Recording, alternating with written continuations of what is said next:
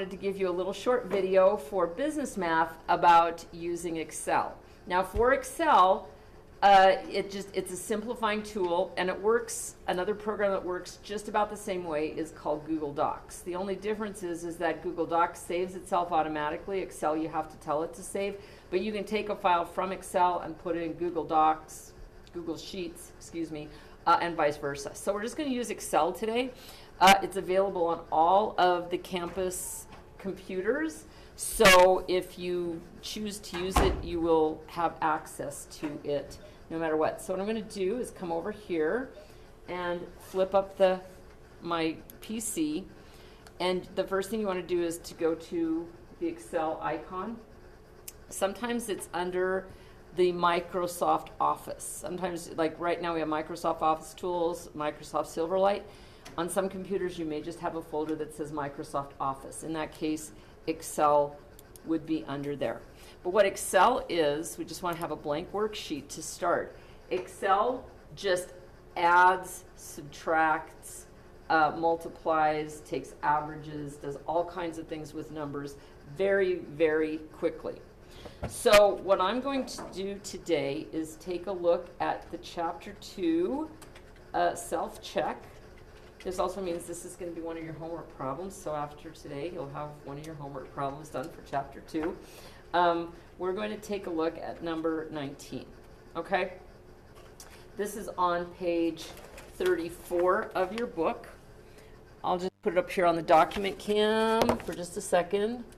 See, I talk big like it's actually going to come on the document cam. Maybe I'll just have to read it to you. All right. Number 19 on the document cam. There we go. Now turn everything on. The problem reads like this. Dean Tregus is a landscape contractor, and he needs to plant 226 one-gallon plants and 165 five-gallon plants. Dean uses about 0.8 cubic feet of planting soil for each 1 gallon and 2.5 for each 5 gallon. How many cubic feet of planting soil will Dean need? Okay, now we could work this out just by doing the math. But basically, what we're saying is he has 226. I'm just going to put in the numbers and show how this works. 226 1 gallon. And for each of those 1 gallon plants, he needs 0.8 cubic feet of soil. So that means that this is what Excel is going to do for us. If I take this 226 and multiply it by 0.8, that's how many cubic feet of soil he needs for the 1 gallon plants. In addition to that, he has 165 5 gallon plants, and for each of those, he needs, oh, sorry? It's 164. Is it? Yeah. Ah, thank you. See? I said Excel wouldn't make a mistake. I didn't say I wouldn't make a mistake. Okay, so there we go. So we have 164 and 2.5. So if we want to know how many total gallons of potting soil we would have, we would take this, multiply it by this, and then this, multiply it by this, and add those two together, right? So with Excel, first of all, like I said, it will make this a lot easier in the long run. But basically, we take this number, we take its location, and the location is the row, the column, and the row. So this is in column A, row 4. So what do you think this is? Yep, column B, row 4. Exactly. So what we want to do is to multiply the number in column A, row 4, by the number in column B, row 4. So you put an equal sign, which just means I'm going to do a formula. And so I say A4, and then a star, which means multiply, the asterisk, B4. Okay?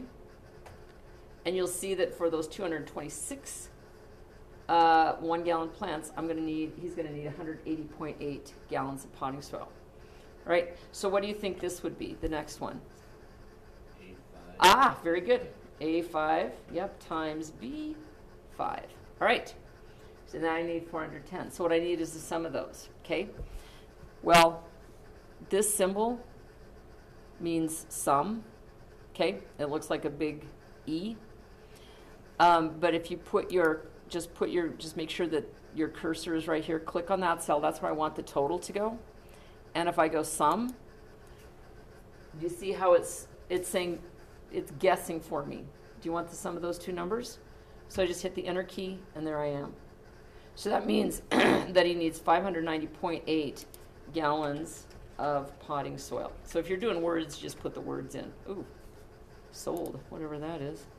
Gallons of potting soil. There we go. All right, now the neat thing about this is, first of all, there's no mistakes.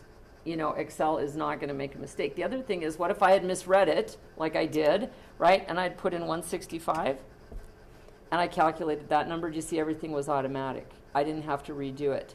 So now I'm like, oops, no, it's really 164, and there you are. So it recalculates everything. That's why Excel is like genius. Accountants and people that work with financial documents use it all the time. So, so this is just, and I'll put this little, what I'm going to do is I'm going to save it, File, Save As, put it over here because I've got this complicated, ridiculous filing system so that I don't lose things. I'm going to put it up here in Spring 2020, and I don't want to call it Book 1. I want to save it as Chapter 2, Problem 19. Okay? So then what that does for me is maybe I put some more homework problems in that. If I was going to submit my Chapter 2, if I went back over here to my Moodle page, I know I'm going really fast right now, so forgive me. But say I wanted to submit that for Chapter 2. I'm going to submit it late just because it's easier for me. And then I could say Add Submission. And then all I have to do is find that file, Chapter 2, Problem 19, and upload it. And boom, my homework is submitted. So that's what, and we'll work with this more. It's not like I expect that I just showed that to you and now you're experts with Excel. So I will put this up, I'll put this little short video on the Moodle page, and then we'll also continue to do things like this. And like I said, if you choose to work with Excel, you'll have some simplifying things that happen, but if you just don't have time to work with it right now, doing it with pen and paper is still, or pencil and paper is still terrific. All right? All right, so I'm going to turn off the streaming, and we're going to just take a little walk. This should be up sometime by the end of the day. So thanks for your attention.